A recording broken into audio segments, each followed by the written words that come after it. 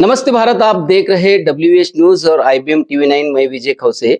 मैं इस वक्त रोहन खोबरागड़े जी के यहाँ पर हूँ और यहाँ पर रोहन खोबरागड़े जी के यहाँ पर मैं खास करके दो विशेष मेहमान यहाँ पर आए हैं। इस साइड मेरे जो है आप देख रहे हैं, देश के लिए जिन्होंने आहुति दी, शहीद हुए भगत सिंह, उनके भतीजे है किरणजीत सिंह जी यहाँ पर आए हुए हैं। और इस साइड मेरे साथ में जो बैठे हैं, जो चंद्रशेखर आजाद जी है, उनके माता जी का मतलब उन्होंने माता जी के लिए अंतिम संस्कार लेके पूरा माता जी का इन्होंने पालन पोषण किया है। ऐसी ये भी एक बहुत बड़ी शख्सियत, इनके भी चाचा उनके फौज में थे। तो दोनों से हम आज बात करेंगे। सर, आप WH न्यूज पे आपका स्वागत है और नागपुर में भी आपका स्वागत है। शहीद भगत सिंह जी की बिल्कुल युवा उम्र में वो फांसी पे चढ़ा दिया गया है। हालांकि देश के लिए उनकी लड़ाई थी, फिर भी उनको फांसी पर चढ़ाया गया। क्या उसके पीछे का राज क्या है और क्या इतिहास क्या है?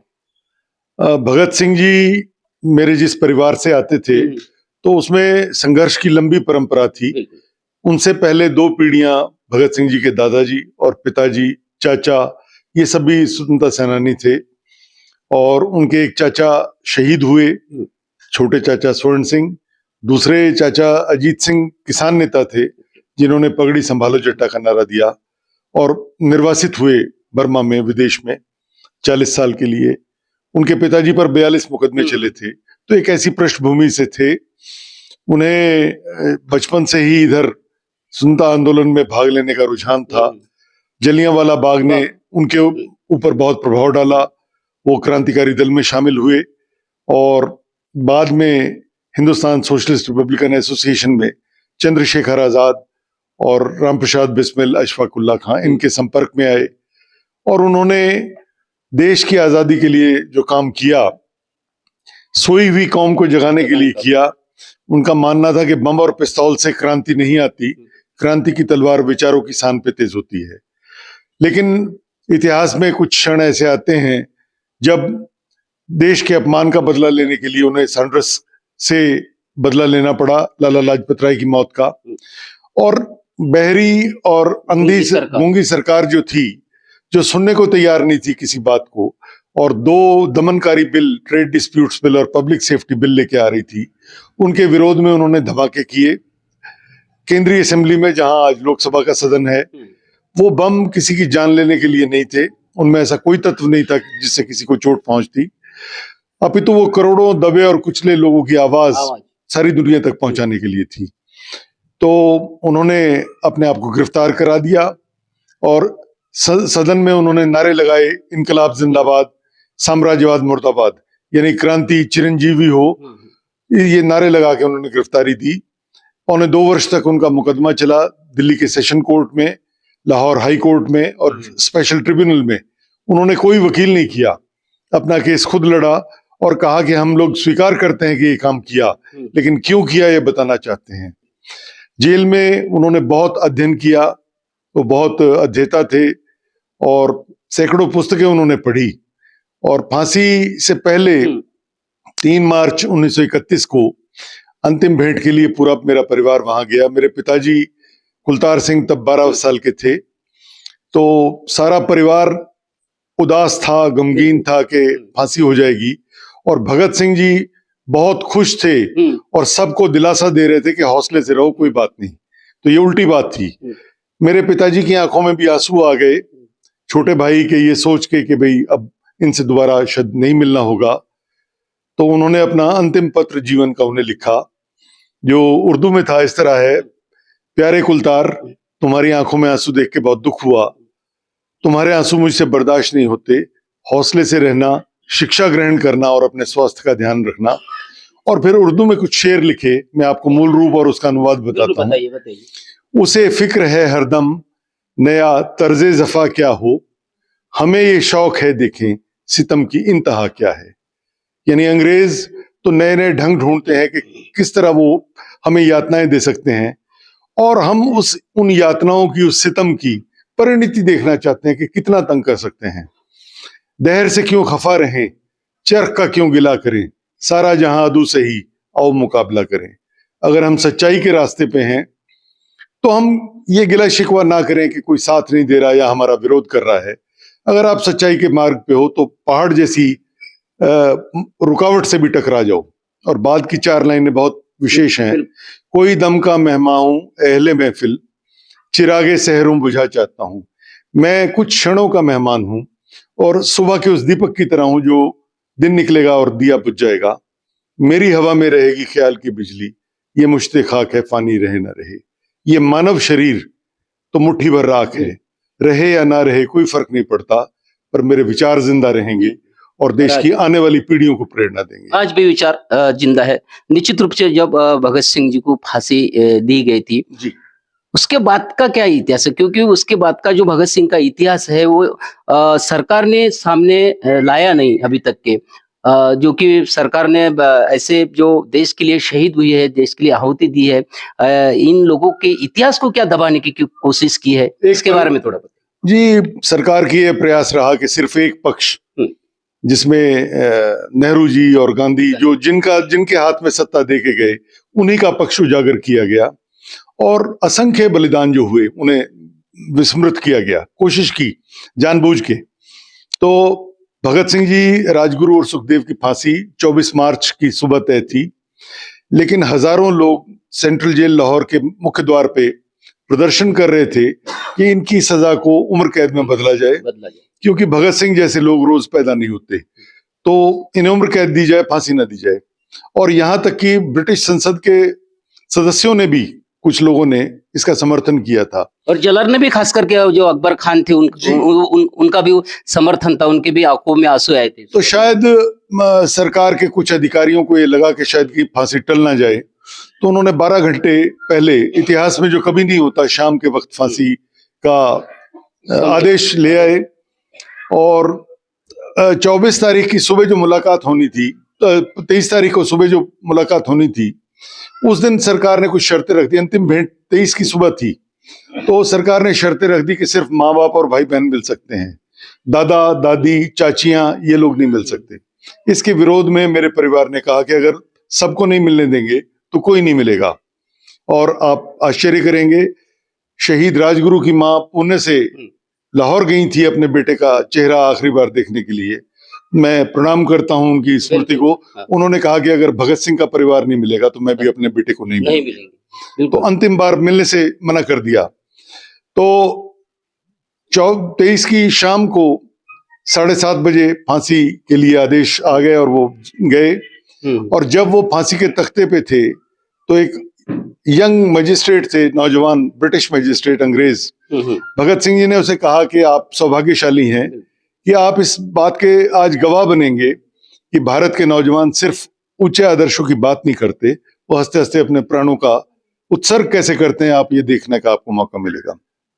उन्हें फांसी दी गई और उनके पार्थिव शरीर परिवार को नहीं दिए और उनके टुकड़े करके बोरियों में भर के ये इतिहास लाहौर किले की, लाहौर जेल की पिछली दीवार तोड़ के फौज के ट्रक में, आर्मी के ट्रक में, वहां से कसूर और फिरोजपुर जो 60 किलोमीटर दूर था, उधर उस तरफ ले गए। तो यह शोर मच गया वहां, जो हजारों लोग मैंने आपको बताया मुख्य द्वार पे खड़े थे कि भाई कसूर और फिरोजपुर की तरफ ट्रक गया है, उसमें उनके डेड बॉडीज ले गए हैं। तो फिरोजपुर में जब समाचार पहुंचा तो मशालें लेके रात में ही कई 100 आदमी निकल पड़े कि देखते हैं हम किधर है। तो सतलुज नदी फिरोजपुर से 8 किलोमीटर दूर है। वहां पर किनारे पे उन्होंने रात के अंधेरे में देखा कि बहुत ऊंची ऊंची लपटें निकल रही हैं। वो समझ गए कि यहाँ कुछ हो रहा है। और अंग्रेजों ने भी जब देखा कि लोगों की भीड़ आ रही है मशाले लेके, तो उन्होंने जो टुकड़े जले और अध जले थे वो नदी के पानी में बहा दिए और भाग गए। तो जब वो सब लोग पहुंचे वहां तो नदी के रेते में खून के निशान थे, खून था, कुछ टुकड़े थे उनके जले हुए शरीरों के। तो उस जगह पे बैठ गए लोग, वो सब उनके अवशेष इकट्ठे किए और अगले दिन लाहौर में रावी के किनारे लाके अंतिम संस्कार विधि पूर्वक किया। आज वो जगह भारत और पाकिस्तान की सीमा पर है और वो ये याद दिलाती है कि ये जो आजादी हमें मिली ये बहुत बड़े बलिदानों से मिली है। और 7.5 लाख लोगों ने, युवाओं ने अपने बलिदान दिए, अंडमान की जेलों में फांसी पे गोलियां खा के तब ये आजादी मिली। ये मुफ्त में दो नारे लगा के नहीं आई, इसके लिए बलिदान दिए गए 1857 से लेके और लगातार। और इस आजादी को बनाए रखना, इसे अक्षुण्ण रखना हमारा बहुत बड़ा कर्तव्य है। हमारे फौज के नौजवान आज भी सीमाओं पे उस आजादी की रक्षा के लिए लगे हुए हैं। और भगत सिंह जी ने जैसे समाज का सपना देखा था, वो ऐसा था कि जिसमें बराबरी हो, जिसमें समानता हो, शोषण ना किसी का हो, जिसने जो मेहनत मजदूरी की उसे उसका हक मिले, और बराबर धन का बंटवारा बराबर हो। ये ना हो कि कुछ लोग बहुत अमीर हों और कुछ लोग बहुत गरीब हों। सेकुलर विचार के थे। तो उन्होंने ये कहा था कि सिर्फ अंग्रेज चले जाएं और उसकी जगह काले शासक आके बैठ जाएं, ये आजादी नहीं, हमें आमूलचूल परिवर्तन समाज में करना है। तो आज भी अभी वो लक्ष्य पूरा नहीं हुआ। उस लक्ष्य को जो उनका था, जो बाबा साहब का था, उस सपनों को पूरा करने के लिए नई पीढ़ी को हम जागृत करें। वो जो नींद में सोए हैं उन्हें जगाएं, वो जो नशे में और दूसरी गलत तरफ उनका रुझान है उससे हटा के उन्हें देशभक्त बनाएं, क्योंकि ये लोग देश के सच्चे हीरो थे। ये जो फिल्मों में और क्रिकेट में आप देखते हैं, ये हीरो नहीं है। असली हीरो वो थे जिन्होंने अपने बलिदान दिए और बिना किसी स्वार्थ के दिए। उन्होंने कभी नहीं चाहा कि उन्हें कोई पदवी, गद्दी, उनके परिवारों को कोई अधिकार मिले, इसके लिए संघर्ष नहीं किया उन्होंने। बिल्कुल सारे दुनिया के लिए। मुझे 2004 में पाकिस्तान के संसद सदस्यों के निमंत्रण पे पाकिस्तान जाने का मौका मिला। मेरे पिताजी को निमंत्रण आया था, उनका स्वास्थ्य ठीक नहीं था, उन्होंने मुझे भेजा। लाहौर में 3000 नवयुवक पूरे पाकिस्तान से इकट्ठे हुए और 23 मार्च के दिन, फांसी के दिन, जो शहीदी दिन है, एक जुलूस लेके हम लोग वहां गए जहां फांसी हुई थी उनकी। वो जेल अब टूट गई, लेकिन वहां एक चौक है जिसे शादमान चौक कहते हैं लाहौर में। और वो नौजवान पाकिस्तान के सब किनारों कोनों से आए हुए थे, सिंध से, पंजाब से, नॉर्थ वेस्ट फ्रंटियर से, बलूचिस्तान से, और वो नारे लगा रहे थे कि भगत सिंह, राजगुरु और सुखदेव सरहद के उस पार भी जिंदा हैं। भगत सिंह, राजगुरु, सुखदेव सरहद के इस पार भी जिंदा हैं। निश्चित रूप से। बस आखिरी सवाल आपसे करता हूँ कि यदि मान लो उस वक्त गांधी जी, नेहरू परिवार भी थे, अगर ये चाहते कि नहीं भगत सिंह को फांसी ना हुए, इसके लिए अगर लड़ते, तो आपको क्या लगता कि भगत सिंह और राजगुरु चंद्रशेखर आजाद की फांसी बच जाती? ऐसा है जी कि प्रयास तो उन्होंने नहीं किया इसमें, तो ये तो एक ऐतिहासिक तथ्य है, उन्होंने बात नहीं की। इतिहास में ऐसा दिखता नहीं। और उन्होंने ये कहा नहीं, उन्होंने, गांधी जी पर बहुत दबाव था। कांग्रेस के जो यंगर एलिमेंट था वो ये कहते थे कि फांसी ना हो, लेकिन गांधी जी ने कहा कि मैं हिंसा का समर्थन नहीं कर सकता, इसलिए मैं इनकी फांसी रोकने के लिए भी नहीं कहूंगा, ये कहा। लेकिन ये बात एक अलग है, इसे अगर अलग हटा दें, भगत सिंह जी नहीं चाहते थे कि उनकी फांसी रुके। क्योंकि वो चाहते थे कि बलिदान हो और मेरे बलिदान की प्रेरणा से एक भगत सिंह जाए तो लाखों पैदा हो। तो वो नहीं चाहते थे कि रुके। और यहाँ तक कि उनके साथियों ने उन्हें कहा कि आप दया की प्रार्थना करें वायसराय से। उन्होंने कहा कि मैं नहीं कहूंगा, लेकिन फिर भी दबाव दिया गया तो उन्होंने एक पत्र लिखा और ये कहा कि हमारे पर ये आरोप है कि हमने ब्रिटिश राजा के खिलाफ युद्ध किया है, इस नाते से हम युद्धबंदी हैं, तो बजाय फांसी देने के ब्रिटिश फौजी दस्ता भेज के हमें गोली से उड़ाया जाए, जैसे युद्धबंदियों को उड़ाया जाता है। तो वो बचने के लिए खुद इच्छुक नहीं थे और उनका ये कहना था कि बलिदान देके मैं जो प्रेरणा दे सकूंगा देश के युवकों को, वो मैं जीवित रह के नहीं दे सकूंगा। तो इसलिए बेमानी है, लेकिन उन्होंने प्रयास नहीं किया। वो एक ऐतिहासिक है, इतिहास है। लेकिन ये भी बात आज सच है कि 75 साल बाद ये विचार भी नहीं करना चाहिए कि किसी ने क्या किया या नहीं किया। वो अपने अपने सबके लक्ष्य थे, आजादी सबका लक्ष्य था, तो सारे ही हमारे लिए पूजनीय हैं। बिल्कुल। निश्चित रूप से आज के युवकों ने ये अवश्य जो अभी किरण सिंह जी ने जो बताया है, भगत सिंह की जो पूरी कहानी बताई है, इसकी प्रेरणा भी आज के युवकों ने लेना चाहिए। मेरे साथ में आजाद, चंद्रशेखर आजाद जी के माता जी का जो उदर निर्वाह, पूरा पालन पोषण जो किया है, वैसे मलकापुर जी कर भी हमारे साथ है, थोड़ा उनसे भी हम थोड़ा उनका भी इतिहास जानना। क्या बताओगे सर, आप भी एक ऐतिहासिक परिवार से भी आप भी आते हैं, क्या इतिहास बताओगे आप चंद्रशेखर जी आजाद के बारे में? इतिहास एक अजर अमर चीज होती है, बिल्कुल, लेकिन इतिहास बनाने वाले जो है आज के राइटर, मीडिया, पत्रकार, इनके हाथों में कठपुतली का एक रूप बन के रह गया। बिल्कुल सही बात। आप राइटर्स को उठा के देखिए, लेख भगत सिंह का हो, सुखदेव का हो, राजगुरु का हो, आजाद का हो, किसी फ्रीडम फाइटर का हो, कुछ का कुछ लिख के देंगी और उसमें एक आध लाइन ऐसी डाल देंगे जिसमें खुद की बढ़ाई हो। सत्यता बहुत कम मिलेगी। जो सत्यता है वो पुराने जो समय से जो निकली है उन्हीं में मिलेगी। बाकी आज के न मीडिया में मिलेगा न कुछ। आज जैसे आपका चैनल में धन्यवाद देता हूं आज की मुलाकात से कि आपने हमारे यहाँ हमको बुला के और आज इंटरव्यू ले रहे हैं।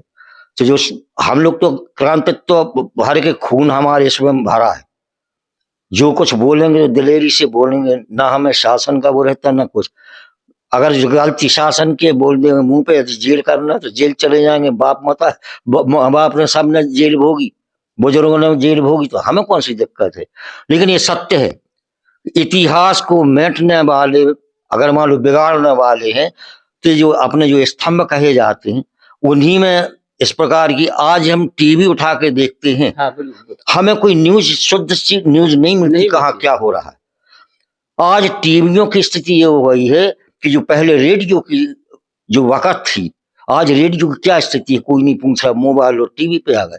अब आज मोबाइल पे आ गए, टीवी को कोई नहीं देख रहा। टीवी पे इसलिए नहीं देख रहा कि उसको कोई न्यूज ही नहीं मिल न्यूज ही नहीं मिलती। तो ये मीडिया सच्चाई नहीं मिलती। तो ये मीडिया के ऊपर है।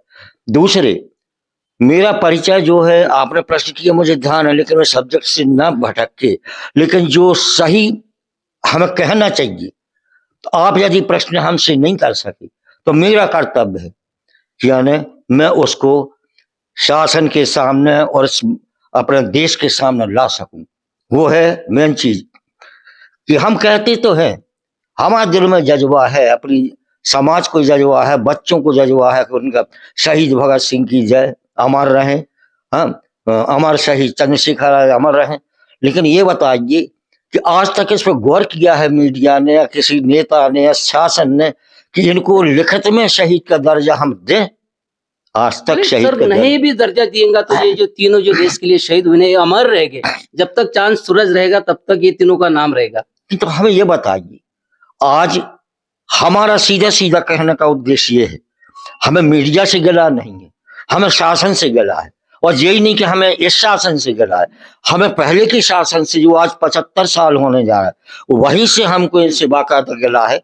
क्योंकि उनने भी हम लोगों का जो परिवार है क्रांतिकारियों का, हम लोगों ने ऐसा बना के रख दिया जिसमें रोटी हो तवे पर रख दी, वहां जल रहेगा, थोड़ा ध्यान नहीं, कुछ जल गई उसमें जैसे तवे वैसे ध्यान आएगा, रोटी उठाना चूल्हे में डाल दी और जरा ध्यान से चूल्हे में खाक हो गई, राख हो गई।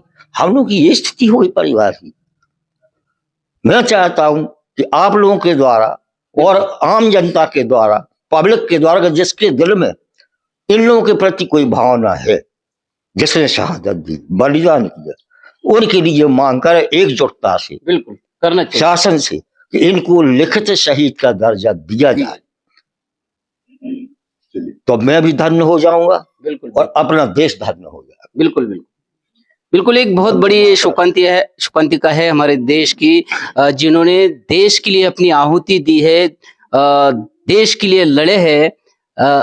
ऐसे 3 महावीरों के ऊपर में सरकार ध्यान नहीं दे रही है और उनका कहना भी है उनके परिवार के ऊपर में भी ध्यान देना चाहिए, सरकार ने देना चाहिए। और खास करके तो तीनों को तो भारत रत्न का पुरस्कार भी देना चाहिए। क्या लगता है सर? नहीं, ठीक है जी। वो तो 50 साल तक ये प्रयास रहा कि लोग संसद में भगत सिंह जी की प्रतिमा लगे, क्योंकि उन्होंने जुड़े हुए हैं वो उससे। तो लेकिन सरकार नहीं मानती थी। फिर 2008 में जब उनकी जन्म शती बनी तो बहुत बड़ी प्रतिमा लोकसभा के बाहर उनकी लगाई गई। तो इससे पहले एक बार रायपुर में 2-3 क्रांतिकारी, पंडित परमानंद झांसी वाले जो गदर पार्टी के थे और मनमथ नाथ गुप्त, इनके साथ में आया था।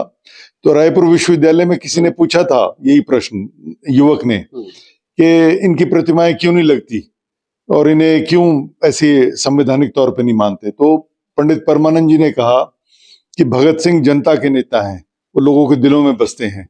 ये शहीद कहें या ना कहें, उन्हें लोग शहीद आजम कहते हैं। तो और उन्होंने कहा कि एक सरकारी संत होते हैं, एक जनता के होते जनता हैं, के होते तो हैं, ये जनता के शहीद हैं। शहीद। तो ये इनकी फोटो आप कारों पर, ट्रकों पर, दुकानों में देखते हैं। तो लेकिन फिर भी 50 साल बाद ये मौका आया कि उनकी मूर्ति वहां अभी तो लगी। खास करके पंजाब सरकार ने तो अपने पंजाब सदन में सरकार- भी लगाया है। जी जी, पूरे सब कार्यालयों में भगत सिंह आदेश जी जारी किए वैसे। अभी आदेश से सरदार भगत सिंह और बाबा साहेब की हाँ, फोटो सब जगह लगी हैं, तो वो लोगों के दिलों में बसते हैं। चलो तो जो 3 वीर थे, तो उनमें से जो है तीनों मतलब तीनों वीर और अशफाक उल्लाह खान का भी परिवार होता। कामठी में जो है तेजस बहुउद्देशीय जो संस्था थी, उनके ओर से जो है इनका सत्कार रखा गया था। और चंद्रशेखर जी अरगुल्लेवार जो है उन्होंने खास करके ये सत्कार रखा है, और उनका बहुत बड़े पैमानों पे हर जगह पे, हर घर में इन परिवारों का सत्कार हुआ है। निश्चित रूप से जो है चंद्रशेखर आजाद व भगत सिंह, राजगुरु, इनका आदर्श लेके ही आगे जो है भविष्य में युवकों ने आदर्श लेके चलना चाहिए, ऐसा ही इनका भी कहना है। अब देखते रहे WH न्यूज़, IBM TV 9। धन्यवाद।